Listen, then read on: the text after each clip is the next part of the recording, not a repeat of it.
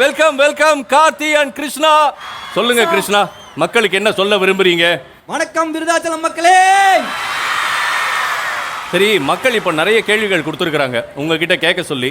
So அந்த கேள்விகள் தான் இப்போ ஒன்று ஒன்றா கேட்க போகிறோம். ஸோ முதல் கேள்வி வந்து கார்த்தி கிட்ட தான். என்ன கார்த்தி சார், என்ன பிளான் பண்ணாலும் ஒண்ணுமே நடக்க மாட்டேது, ஒண்ணுமே புரியலையே, என்னதான் நடந்துகிட்டு இருக்கு? ஒரு நிமிஷம், இப்படி கேட்டா என்ன அர்த்தம்? என்ன பிளான்? அது அவருக்கு புரியும், எனக்கு புரியாது. ஏன்னா பிளானே இல்லை. இப்பெல்லாம் அதெல்லாம் பழைய கார்த்தி. புது கார்த்திலாம் இருக்குல்ல, ஒண்ணுமே பிளான் பண்ணாம அப்படியே அமைதியா உட்காந்துட்டு இருக்க. எல்லாம் வந்து ஆண்டவனுக்கு கொடுத்துருக்க. ஆண்டவன் என்ன பிளான் பண்றீங்களோ அதுக்கு ஏத்த மாதிரி தான் இதுக்கப்புறம் மூவ் பண்ண போற, அந்த மாதிரி முடிவில் தான் இருக்கீங்க. ஓஹோ, அப்ப எந்த பிளானும் இல்ல.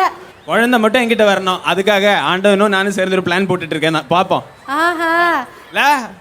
குழந்தை வரணும்ல, வரலாமா வேணாமாங்க பாருங்க. இல்ல நான் ஒன்னு சொல்றேன். இல்ல எங்களுக்கு வேண்டாம். குழந்தை வர வேண்டாம் அப்படிங்கிறவங்க சத்தம் கொடுங்க. குழந்தை பரவாயில்ல வரட்டும் அப்படிங்கிறவங்க என்னங்க? எல்லாத்துக்கும் சத்தம் வருதுப்பா இது. சரி கிருஷ்ணா, இப்ப கார்த்தி உயிரோட இருக்கிறான்னு பாத்துட்டீங்க. இப்ப அடுத்து உங்க பிளான் என்ன பண்ண போறீங்க? ஆக்சுவலா கார்த்தி வந்து இறந்துட்டான்னு தான் நாங்க நினைச்சிட்டு இருந்தோம். என் கண்ணில் பட்டதுக்கு அப்புறம் கார்த்தி உயிரோடு இருக்கான்னு ஒரு சந்தேகம் தான். அது தங்கச்சி மாட்ட சொன்னா வந்து அவ்வளோ கோவம் அவளுக்கு, இல்லவே இல்லைன்ட்டா. அப்புறம் அப்பத்தான் சொன்னதுக்கு அப்புறம் தான் எனக்கு ஒரு தெளிவு வந்துச்சு. ஏன் உயிரோடு இருந்துட்டு ஏன் திரும்பி வரவே இல்லை? ஏன் கேளு, ஏன் கேளு. பயம் பழைய மாதிரி எல்லாம் கிடையாது. ரெண்டு பேருக்கும் கண்ணு தெரியாது. யாரையும் பார்த்துட்டு வந்து குளறிட்டு இருக்க. பயம் வந்தா ஏதாவது சிக்கிடுவானோன்னு பயம். சரி நீ பேசுறாடே, பேசு. என்ன பண்ண போறேன்னு நான் பார்க்க தான் போறேன். பெரிய போட்டியே நடக்கும் போல இருக்கு. ஆமா, வாரே நடக்கும். வெயிட் அண்ட் வாட்ச் தான் எல்லாருமே. ஓகே சார், கார்த்தி அவர்களே அடுத்து உங்களுக்கு தான். ரொம்ப சஸ்பென்ஸாவே இருக்கு சார் நீங்க சொல்றது. சுந்தரியை கண்டுபிடிச்சி பழி வாங்குறது ஒன்றும் கஷ்டமான விஷயம் இல்லையா? அதுக்கே நீங்க இவ்வளவு முயற்சி பண்ணிட்டு இருக்கீங்க. அமைதி சொல்லுங்க. ஆக்சுவலி இப்ப இருக்கிற கார்த்தி வந்து அமைதி தான் தேடுறேன். ரொம்ப ஒரு அமைதி தேடுறாள். பழைய மாதிரி இது நடிப்பு மேடம். யாரும் கத்த மாட்டாங்க, எல்லாருக்கும் தெரியும் நான் இப்ப எவ்வளவு மாறி இருக்கேன். அந்த மாற்றங்கள் தெரியும்ல, கைதட்டி சொல்லுங்க. அதெல்லாம் அவ்வளோ ஒரு மாற்றங்கள் எனக்குள்ள நானே தெரிஞ்சுக்கிட்டு இருக்கேன். ஸோ அதனால அதெல்லாம் சொல்லக்கூடாது, நீங்கள் சொன்னதே தப்பு. ஸோ அதனால அந்த அமைதி தேடுறதுனால நான் வந்து எதுவும் பண்ண மாட்டேன், எல்லாம் ஆண்டவன் கொடுத்துருவேன். மக்களே, கார்த்தியை நம்பலாமா? ஏன்னா அப்பவே 2 கல்யாணம் பண்ணிட்டு ஒவ்வொருத்தரையும் ஏமாத்திக்கிட்டு தெரிஞ்ச பார்ட்டி இது. இப்போ நம்பலாமா வேணாமா? இது பூனை இல்ல புலி. ஏன்னா எல்லாருக்கும் தெரியும் இந்த மனுஷன் பாதி மிருகம் பாதி இங்கதான் இருக்கேன்னு.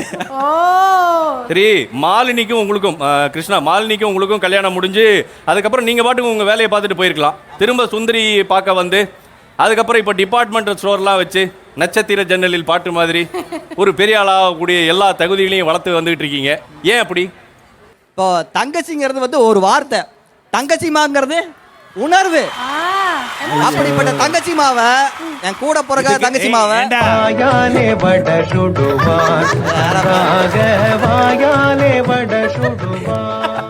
இதுக்கெல்லாமா கத்துறீங்க?